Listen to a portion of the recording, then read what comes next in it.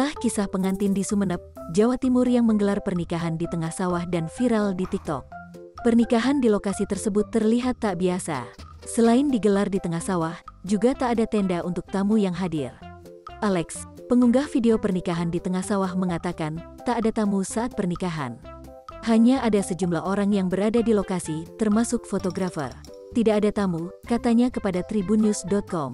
Alex menjelaskan, tamu yang datang pada malam harinya. Dikarenakan ada hiburan musik dangdut yang digelar pada malam hari. Tamunya cuma ada di malam hari soalnya ada dangdutan, tulis Alex di kolom komentar TikToknya, @musyafirat. Dalam video terlihat, pengantin perempuan dan laki-laki berada di panggung pernikahan. Mereka sedang melakukan sesi foto. Di sekitar panggung pernikahan, tidak terdapat tenda untuk para tamu. Cerita pengunggah terkait pernikahan di tengah sawah menurutnya, pernikahan yang digelar di tengah sawah itu berlangsung pagi hingga sore hari.